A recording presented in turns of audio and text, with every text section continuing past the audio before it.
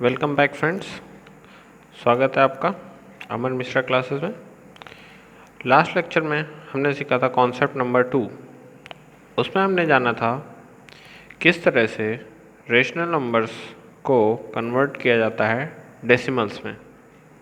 आज हम उसी कॉन्सेप्ट का जस्ट अपोजिट कॉन्सेप्ट सीखेंगे कि अगर क्वेश्चन में हमें डेसिमल्स गिवन है और हमें उसे कन्वर्ट करना है रेशनल नंबर में, तो हम कैसे कन्वर्ट करेंगे।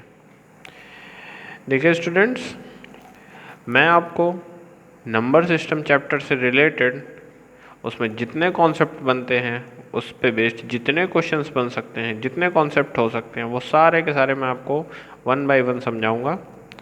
लेकिन मैं आपको एक्सरसाइज के क्वेश्चंस नहीं कराऊंगा।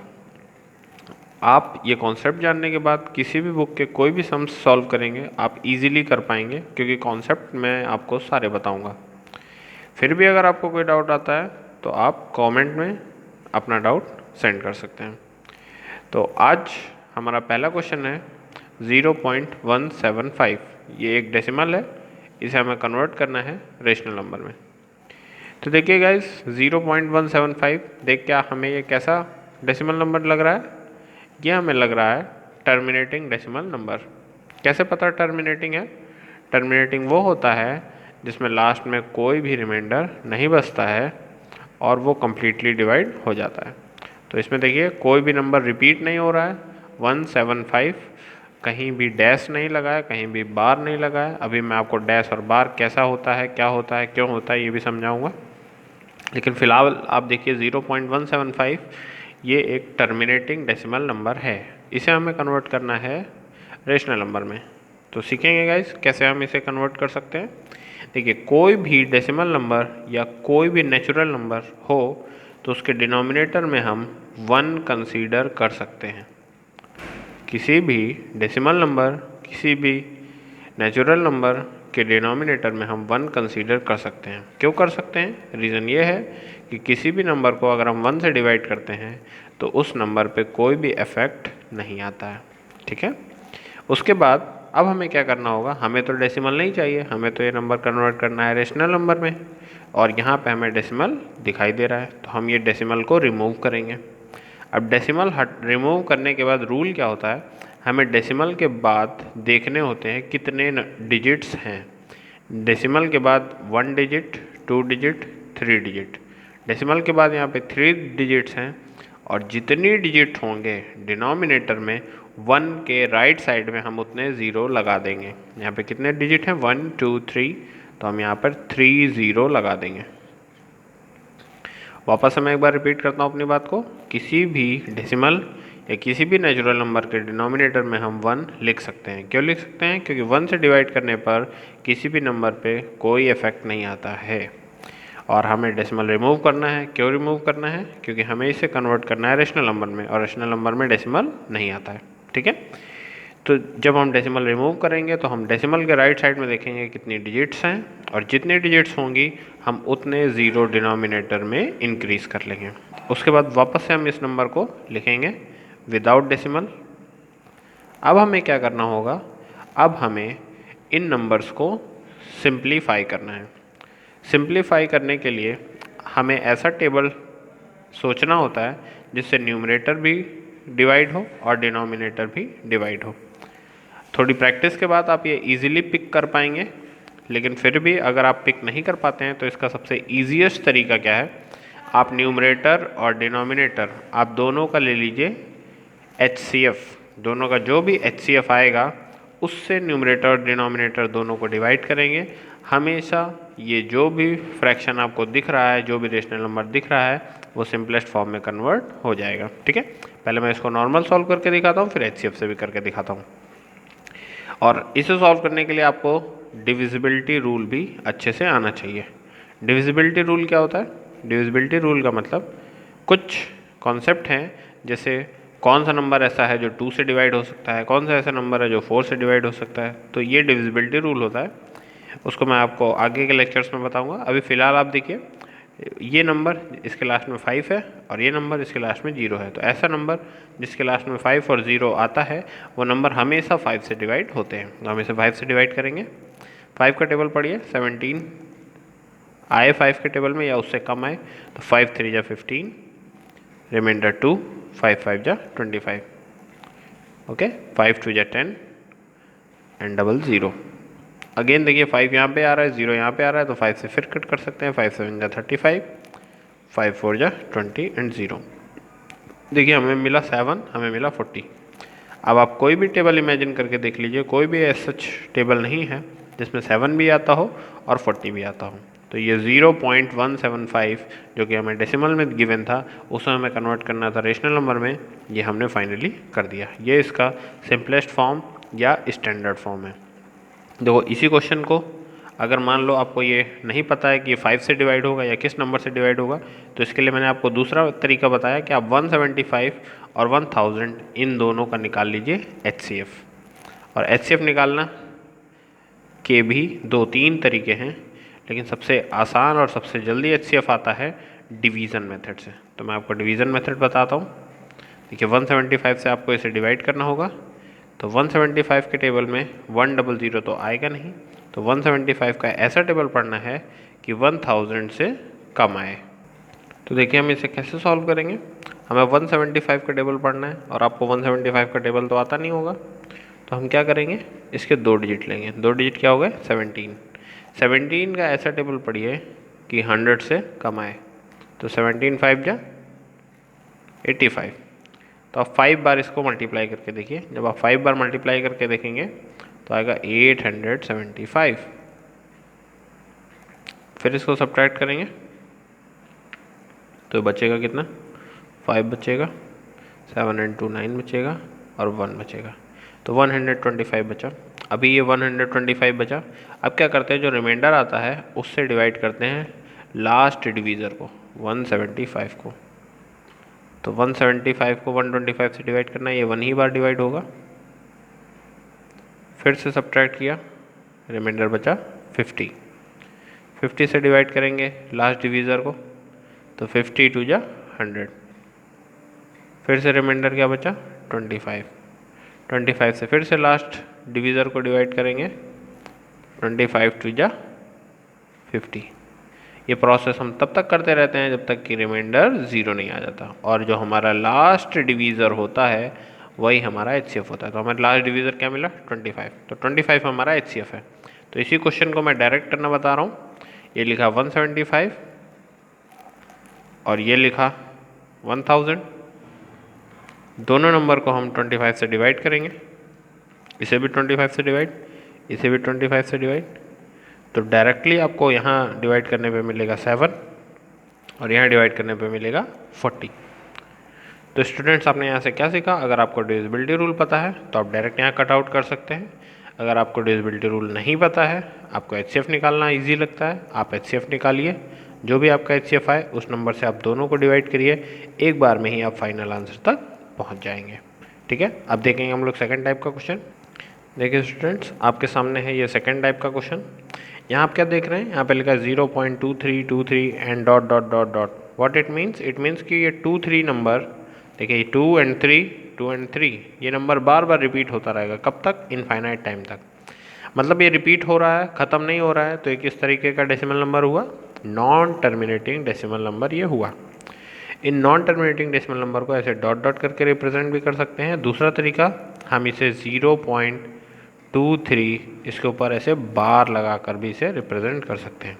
इसी को रिप्रेजेंट करने का एक और तरीका है, आप इसको 0.23 और 2 और 3 दोनों के ऊपर डॉट लगा कर भी इसे रिप्रेजेंट कर सकते हैं। ये आपको इन 3 फॉर्म में से किसी भी फॉर्म में क्वेश्चन पेपर में देखने को मिल सकता है। ठीक है, तो अब इन तरह के क्वेश्चंस को हमें कन्वर्ट करना है रेशनल नंबर्स में, तो हम इसे कैसे कन्वर्ट करेंगे। ठीक है, तो सीखते हैं इसे कैसे कन्वर्ट करेंगे। फर्स्ट ऑफ ऑल हम मान लेते हैं ये जो नंबर है इट इज़ इक्वल टू एक्स। तो हमने x इज इक्वल टू मान लिया 0.23 और मैं इन दोनों के ऊपर बार का सिंबल लगा देता हूँ, ये वाला सिंबल। कोई भी यूज़ कर सकते हैं, ये भी और ये भी। ठीक है, अब इसको कन्वर्ट करने के लिए एक छोटा सा बेसिक सा रूल है। रूल क्या है उसे समझने की कोशिश करेंगे आप लोग।